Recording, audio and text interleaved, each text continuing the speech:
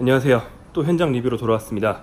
제가 그동안 목소리가 작고 텐션이 낮다 라는 얘기를 많이 들었기 때문에 솔직히 사실이었고요. 오늘은 조금 올려보겠습니다. 사실은 제가 텐션을 올려서 방송을 하기에는 경기가 끝난 지 약간 시간이 지난 뒤에 믹스존에서 선수들 다 만나고 기재관에서 감독 만나고 기사를 쓰다가 나와서 이걸 찍기 때문에 이미 좀 차분한 상태로 얘기를 하게 되는 경우가 있어요. 대신에 장점도 있죠. 왜냐면 선수들과 감독들이 경기에 대해 설명하는 걸 다 들었기 때문에 경기에 대해서 누구보다 정확한 분석을 해드릴 수 있다는 거, 이런 장점이 있습니다. 자, 전술 분석 먼저 하고 경기에 대한 이모저모 얘기해보겠습니다. 한국은 오늘 4-4-2를 쓰는 에콰도르를 상대로 3-5-1-2를 썼습니다. 한국이 4-4-2를 쓰는 상대로 그게 16강에서 일본이었는데요. 일본 상대로는 3-4-3을 썼죠.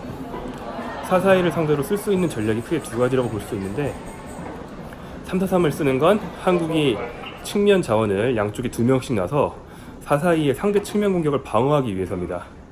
반대로 3-5-1-2를 썼을 때는 상대의 4-4 두 줄 수비, 두 개의 수비 블록 사이에 한국의 섀도우 스트라이커인 이강인을 집어넣는 거죠.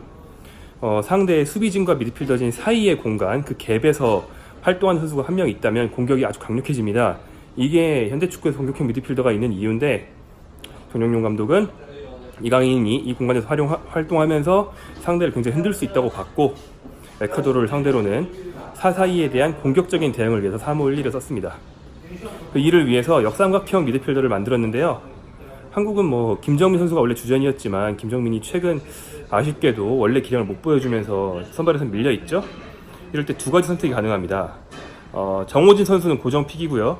정호진의 파트너로 박태준이 들어왔을 경우 이 두 선수는 더블 수비형 미드필더를 형성할 수 있어서 4-2-3-1이라든가 3-4-3 같은 포메이션 쓸 수 있습니다.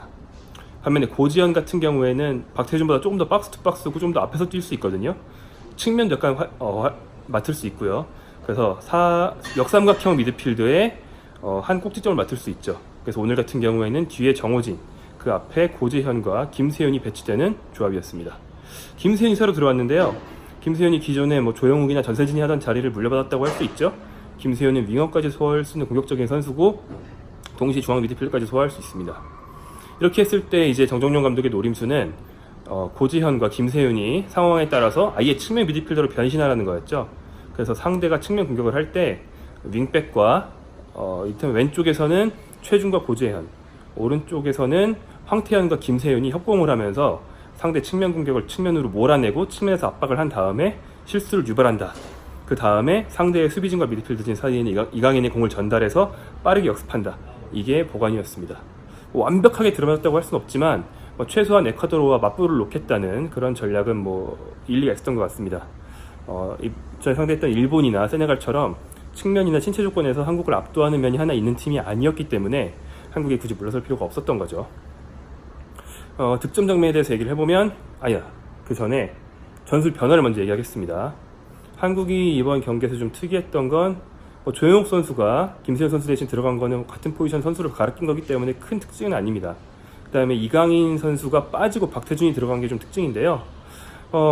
일단 결승까지 보는 체력 안배에 의미가 있었죠. 이번 경기 승리하기도 바쁜데 체력까지 안배했다는 거, 어떻게 보면 정정용 감독의 승부라고 볼 수 있고요. 다만 정 감독은 다음 경기까지 보는 게 아니고 이번 경기만 생각한다고 얘기를 했습니다. 그러니까 해당 상황에서 수비를 강화하려면 이강인을 빼는 게 최선이라고 본 거죠.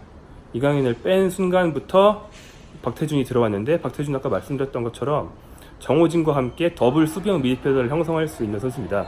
그래서 정호진, 박태준이 수비형 미드필더, 고재현, 조영욱이 좌우에 있는 3-4-3 포메이션이 됐습니다. 수비에 치중할 때는 5-4-1로 바뀌죠. 여기서 고재현을 엄원상으로 바꾸면서 더 전형적인 3-4-3으로 바꿨고, 조영욱과 엄원상의 빠른 발을 활용해 역습을 많이 하면서 에콰도르가 공격 일변도로 나오는 걸 어느 정도 제어하려고 했습니다. 특히나 이 시점은 에콰도르가 공격 숫자를 늘리면서 양쪽 윙백을 엄청 올렸어요. 그래서 3백 위에 양쪽 윙백이 윙처럼 올라가 있는 좀 변칙적인 포메이션으로 바뀌어 있었기 때문에 상대의 윙백이 굉장히 올라와 있었습니다. 그래서 3-4-3으로 전환해야 측면에서 수적 열세에 처하는 것도 막을 수 있고, 그리고 엄원상 같은 경우에는 상대 윙백이 올라온 뒷공간을 팔 수 있었죠. 아깝게 오프사이드로 무산되긴 했지만 엄원상이 상대의 왼쪽 윙백이 올라가고 남겨둔 뒷공간을 활용해서 골망까지 가르는 걸 볼 수 있었습니다. 한국은 이번 대회에서 4-2-3-1, 3-4-3, 3-5-1-1 세 가지 전술을 크게 준비해서 상대의 성향과 경기 상황에 맞춰서 활용하고 있는 걸 볼 수 있습니다. 추가적으로 얘기할 거는 VAR. VAR은 오늘도 상당히 정확했습니다.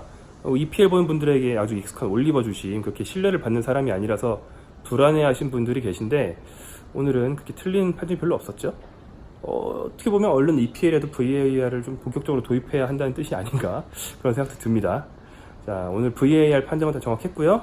특히 에콰도르 기자들과 에콰도르 감독은 VAR이라는 게 익숙하지 않아서 에콰도르 골이 취소된 장면에 대해서 좀 불만을 약간 표했는데 하지만 기자석에도 VAR을 보는 TV가 있거든요. 정확한 판정이었습니다. 그렇죠? 롱패스를 받아서 가슴으로 떨궈준 선수가 옵사이드 위치에 있었다는 걸 우리가 확인할 수 있었죠.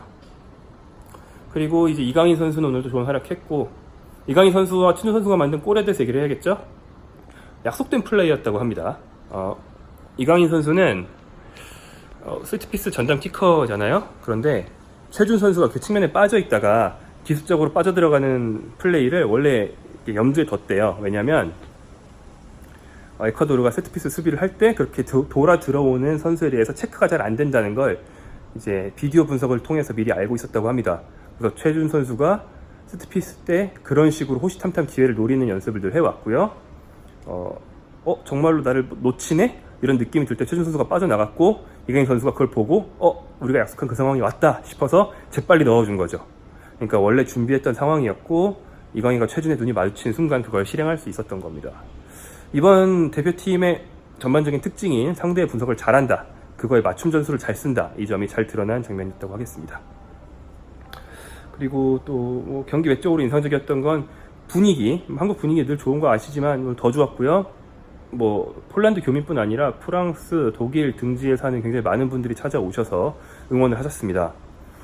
그들이 이제 응원을 하는 앞에서 승리한 다음에 선수들이 벌써 우승한 것처럼 막 물을 감독님한테 뿌리고 정종영 감독을 막 팍팍 치고 선수들과 팬들이 다 어우러져서 막 어깨동무를, 그러니까 선수들끼리 또 팬들끼리 어깨동무를 하고 마지막으로 응원가를 부르는 모습을 봤는데 정말 분위기 좋은 것 같고요. 아주 사소한 건데 에콰도르에서는 약간 몸이 불편한 기자분이 한 명 오셨더라고요. 장애인 기자께서. 아마 지체장애 쪽이 아닌가 싶은데 그 휠체어, 전동 휠체어를 타시면서 말씀도 약간 불편하게 하셨어요. 그런데 해외 출장을 오셨더라고요. 아주 훌륭한 일이 아닌가 싶고, 이제 행사 진행 측에서도 그분을 배려해서 그분이 이제 각 감독에게 질문할 의사가 있을 경우 우선 질문권을 주더라고요. 좋은 장면이었던 것 같습니다. 한국은 피파 주간대회 사상 최초 남자팀 결승 진출을 달성했습니다. 여자팀이 그 연민지 선수 세대 때 U17 월드컵에서 우승했던 거에 이어서 두 번째죠. 그런 것 같습니다. 이런 새로운 역사를 쓴 현장에 제가 있을 줄 몰랐어요. 솔직히 한국에 일찍 갈 줄 알았는데 이렇게 오래 있을 줄 몰랐고요. 제가 이제 지난달 19일부터, 현지 시간으로 19일부터 취재를 해서 최장 취재 기자거든요. 선수들도 저를 보면은 이제 집에 가고 싶지 않냐는 소리를 하는데, 솔직히 개인적으로는 가정에 충실하고 싶은 마음이 있지만 그렇다고 선수를 응원 안 할 수 없잖아요. 한국이 높이 올라가길 바라다 보니까 여기까지 왔습니다. 지금 경기를 마무리하고 경기장에 물을 뿌리는 소리가 나는데, 루블린 경기장은 이번 대회에서 안녕입니다. 한국이 한일전 그리고 에콰도르전 승리를 한 굉장히 좋은 인연이 있는 루블린을 떠나고요. 새로운 경기장인 바르샤바 옆에 있는 바르샤바의 일종의 위성도시인 우치에 있는 결승전 장소로 가게 됩니다. 우치에서 다시 인사드리도록 하겠습니다. 아주 멋진 경기, 새벽부터 함께 해주신 분들, 멀리 있지만 저도 함께 해주셨다고 생각하고요. 더 좋은 소식 많이 전하도록 하겠습니다. 다음 전술 분석, 또 현장 분위기 영상으로 찾아오겠습니다. 구독 다음에 뭐지? 구독, 좋아요, 알림 설정 부탁드리겠습니다. 감사합니다.